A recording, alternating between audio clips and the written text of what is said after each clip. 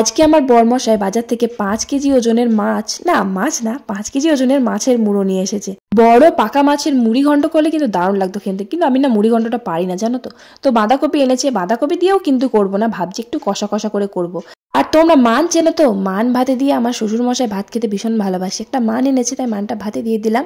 আর মূলোর শাকগুলো ভাবছি আজকে ভাজা করব। আবার জেঠু বলেছে যে মূলোর শাক ভাজো আর যাই করো, আমার জন্য দুটো মূলো ভেজে দিও। তাই জেঠুর মতন আর কি 2-4টে মূলো জেঠুর জন্য ভেজে দিলাম। আর একটা বেগুনও পোড়াতে দিয়েছি, এই শীতের দিনে তো বেগুন পোড়া খেতে ভীষণ ভালো লাগে। বেগুন পোড়া দিয়ে সকালবেলা ভাত খেতে কিন্তু খুব ভালো লাগে গরম গরম।